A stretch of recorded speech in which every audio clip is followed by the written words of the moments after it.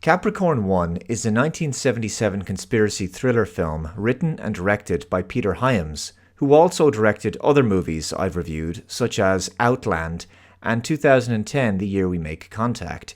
The film stars Elliot Gould as Robert Caulfield, James Brolin as Charles Brubaker, Brenda Coccaro as his wife Kay, Sam Waterston as Peter Willis, Hal Holbrook as Dr. James Kellaway, Karen Black as Judy Drinkwater, and Terry Savalas as Albane, and O.J. Simpson as John Walker. The film tells the story of a faked manned mission to Mars, the subsequent government and military cover-up that follows, the astronauts that get caught up in the conspiracy who risk their lives to try to get the truth out to the public, and a lone journalist who investigates the story. Just as the three astronauts of the Capricorn One are about to launch into space, an official tells them that they have to get out of the spacecraft.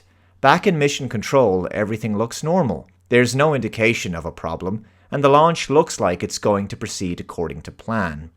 And the spectators, politicians, including the Vice President, all watch the launch at a distance, blissfully unaware that the astronauts are not on board Capricorn One. The astronauts have been whisked away by helicopter and then private jet. They've been told that NASA can't afford another screw-up. Congress is looking for a reason to scrap the Mars space program. They need the mission to be a guaranteed success. The life support system on the Capricorn One is faulty, and the astronauts would have been killed within weeks. So, in order to keep the space program going, they need to fake the footage on the planet Mars. The astronauts are brought into a soundstage with a mock-up of the landing vehicle and a recreation of the planet's surface. So all they need to do is fake the television transmissions during the flight and the Mars landing. A change has been inserted into the ship's computer so that the craft will land 200 miles off target when it arrives back on Earth. The spaceship is being controlled remotely. So the astronauts will be flown to an island near that point and helicoptered to the craft so that when the recovery forces arrive to pick them up, it will look like they were inside the craft all along. The astronauts can't believe this is the plan, and they ask what happens if they refuse to go along with this. They're simply told to not say no. Dr. James Kellaway tells them that people don't believe in anything anymore, but the space program means something to them. In a cynical and fearful world, it gives them something to believe in. It would be very demoralizing for the population if they found out that the Mars mission was faked. The astronauts don't want to go along with this charade. It also kind of sounds like emotional blackmail. But Kellaway tells them the situation is bigger than they realize, and it's out of his hands. Some powerful people have a vested interest in the space program continuing, and so the astronauts' families have been placed on a plane together, and there's a bomb on board, which will be detonated if they don't cooperate and take part in the hoax. A technician at Mission Control named Elliot Witter discovers a strange anomaly. The television signals are coming in before the spacecraft telemetry arrives. It makes no sense to him. He's told that the issue is with his console and that it needs to be repaired, but Witter is unsatisfied with this, so he runs a diagnostic of his own. Some time passes and the astronauts touch down on fake Mars.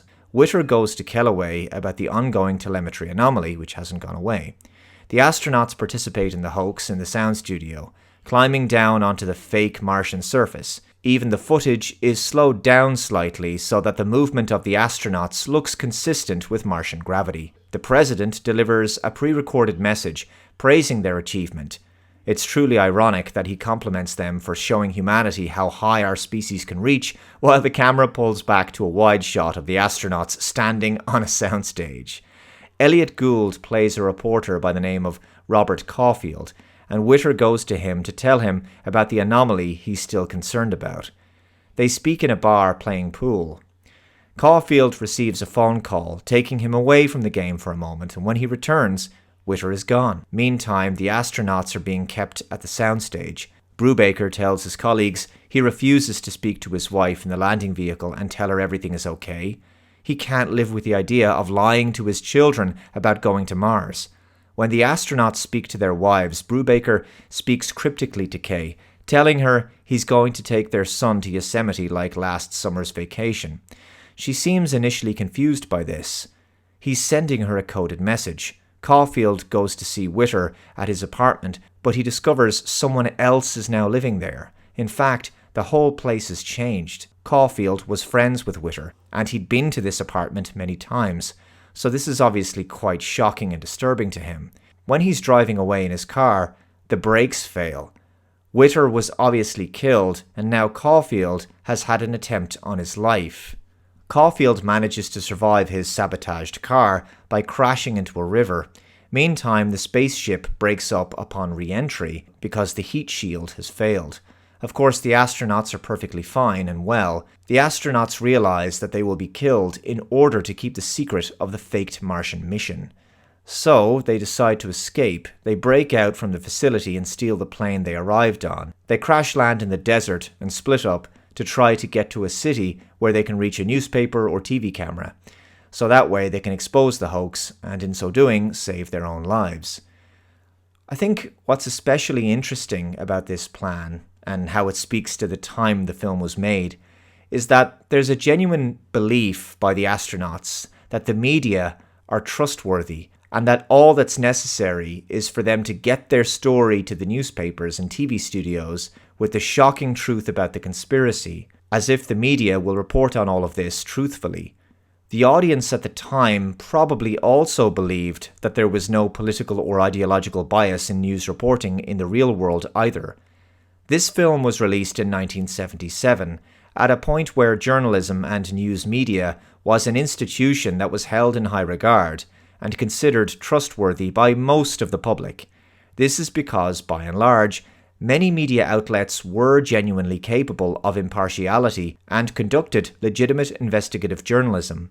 But over the decades, media consolidation, corporatization, and political biases and agendas have begun to slowly creep into the mainstream media. Nowadays, many mainstream media news outlets are little more than government propaganda outlets. There's no real separation between media and government, so exposing such corruption and conspiracy would be virtually impossible by means of the mainstream media news today. The Mars hoax would just be hushed up, and the event would be ignored by drowning it out in the media with a contrived scandal about something else in order to redirect public attention and energy away from the conspiracy. Caulfield goes to Brubaker's wife, Kay. He noticed her confused reaction when Brubaker talked about a vacation in Yosemite the previous year. Later, another attempt is made on his life, and helicopters come to try to locate the astronauts in the desert. What Caulfield realizes is that Brubaker had mentioned Yosemite for a reason, because they didn't go to Yosemite on vacation. They'd gone to the western town of Flat Rock, where a film was being shot, a western. Brubaker was fascinated by the detail. He said he couldn't get over how something so fake could look so real. This is a clue that Caulfield picks up on. He goes to his boss at the paper and explains that his friend Witter has disappeared and all recent records of his life and work at NASA have been erased. He then explains the 2 attempts on his life. Later, federal agents show up at Caulfield's home and arrest him for possession of cocaine, which was planted there. His boss bails him out. With the help of his colleague Judy, Caulfield finds the soundstage at an abandoned military base. Towards the end of the film, there's a moment that sort of strains believability in my view. The military have been out looking for the astronauts in the desert for days, but Caulfield manages to locate Brubaker pretty quickly when he hires the use of a small crop dusting plane. A little too convenient, but anyway. They're chased by helicopters, but they manage to escape, and both Brubaker and Caulfield show up at the memorial service for the astronauts, thus blowing the lid on the whole conspiracy. The film ends. Capricorn One is an enjoyable watch, and I think an intelligent thriller story, with a good cast and a great soundtrack from Jerry Goldsmith. The film explores the idea of an elaborate government hoax achieved through the power of modern film production technology, and also explores the lengths that powerful people will go to suppress the truth. I think it's a great commentary on the potential for television news media to manipulate public perception, showing us just how easy it is to deceive people. The following is an excerpt from the Wikipedia article for this film. Peter Hyams began thinking about a film of a space hoax while working on broadcasts for for the Apollo missions for CBS. He later reflected regarding the Apollo 11 moon landing. There was one event of really enormous importance that had almost no witnesses, and the only verification we have came from a TV camera. He later elaborated, whenever there was something on the news about a spaceflight, they would cut to a studio in St. Louis, where there was a simulation of what was going on. I grew up in the generation where my parents basically believed if it was in the newspaper, it was true. That turned out to be bullshit. My generation was brought up to believe television was true, and that was bullshit too. So I was watching these simulations, and I wondered what would happen if someone faked a whole story. Capricorn One is a solid movie, and I think it's well worth your time. If you haven't seen it before, check it out. And if you haven't watched it in a while, I think it's worth another look. Thanks very much for watching this video. Please subscribe for more, hit that like button. Let me know your thoughts in the comments below. Take care, and I'll see you next time. Bye-bye.